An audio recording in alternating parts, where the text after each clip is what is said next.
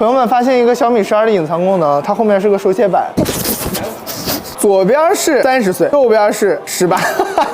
雷总说对标苹果，我们看一看对标的到底怎么样。专业蹭小米之家100年了，再蹭一蹭吧。来，回到那边啊，12好小，哇，这个感觉，哇，这感觉太好了。在 iPhone 12 mini 没有出来之前，整个世界都在盼望着一款小尺寸的手机，但 iPhone 12 mini 一出来之后，销量非常差的原因是它其实很难承载起一些大型的任务，像看视频、玩游戏。但是这一次，小米11给了一个6.28寸的屏幕的同时，还把它的宽度收窄到了69.9，这还比70毫米还要再少0.1毫米。你看你的手居然可以这样子去覆盖到整个屏幕的两边，这个跟去年小米11的这个设计可以说是完全没有传承。跟 iPhone 13 Pro 比的话，小米12的这个颜色是会更浅一点的。哦，这是黑色，比深空灰还更深的一种灰。朋友们发现一个小米12的隐藏功能，它后面是个手写板，可以在这儿给我的导演留言。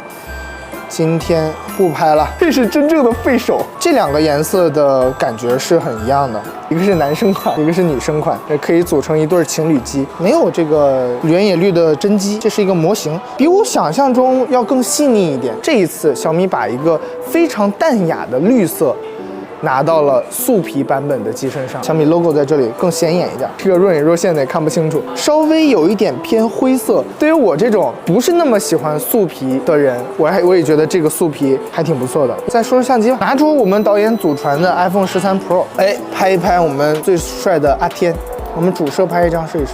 好，看一下效果。因为这边啊是一个5000万的像素，这边是1200万像素，只要放大一下。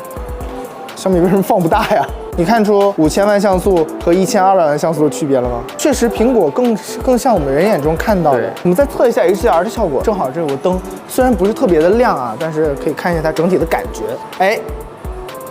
HDR 一直以来都是苹果的强项，但是这一次我可以看到小米其实做的也不错，暗部好像稍微没有苹果那么亮，但是也完全够了。我们主要看一下这个超广角，据说这次采用了12毫米的超广角镜头，也就是说比苹果的那个13毫米还要更广一些。3、2、1，哇，你看这个拉伸感，看到吗？在超广角这儿依然是有一点点偏红，对不对？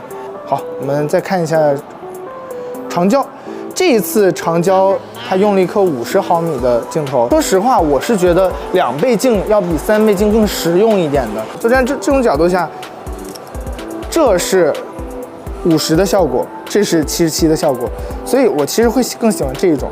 你觉得呢？这次它特别提到了一个功能，万物追焦。你点到一个物体之后，它就可以追着这个物体去跟焦。这个是我们在相机上看到了很多的功能，但是在手机上我还是第一次见到。双击，它就追住了，一个黄色的框出现，就说明追焦成功。如果这个手离开相机，再回来的时候，它还是会识别这个手一直在。如果我们离开的稍微久一点，比如说5秒钟。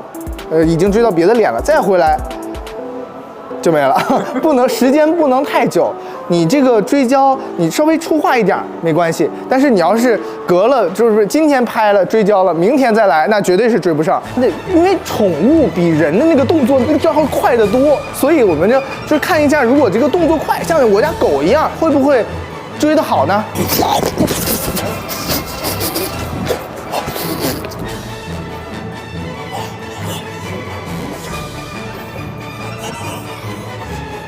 怎么样？追的怎么样？挺好，挺好是吗？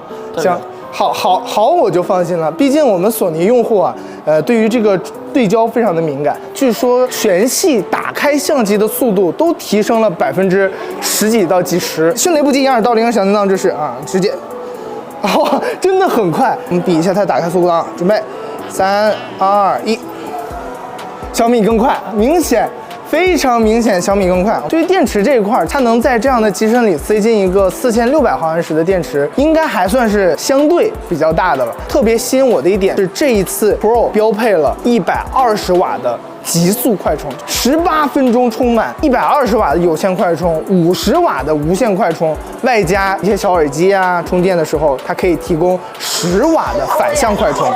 那就直接来看一下哈曼卡顿的这个双扬声器，说是双扬声器，其实是4单元，对吧？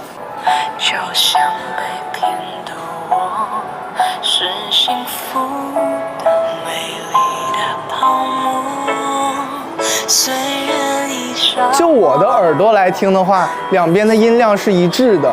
因为我们这 iPhone 下面这个扬声器是主扬声器，上面的这个扬声器就是个听筒。横着看视频的时候，你会明显感觉到两边音量不是那么的平衡。但是小米12给我的感觉就是两边的音量也相当平衡，很棒。这一次小米12的起售价是3699，比小米11的时候便宜了300。但是我反而觉得这一次无论是在质感上，还是在整机完成度上，还是在系统完成度上，都比小米11要更高一点。对标苹果的话，我会觉得其实在手感上，小米12的这个圆润的手感会比 iPhone 12、13系列的这个咯楞咯楞的手感更好一点。如果是12系列的话，我也觉得屏幕的窄度非常非常吸引人，很适合那些手没有那么大，但是却又不想牺牲屏幕的观感的一些用户。再加上它这一次的主摄5000万像素啊，然后2倍镜意味着你在拍人像的时候也能获得一个比较舒适的距离。再加上这次的万物追焦、人眼对焦，猫、狗、鸟都可以对焦。如果你平时主要拍的是自己的宠物，比较喜欢拍野生动物和人像，这个手机的追焦可能是目前手机当中第一梯队的。好了，这就是这一次我们对于小米12系列的一个简单上手。不知道你对这款手机有什么特别感兴趣的地方？你会不会觉得小米12良心呢？或者你会不会觉得这是一款小尺寸爱好者的好手机呢？我们深度评测见，拜拜。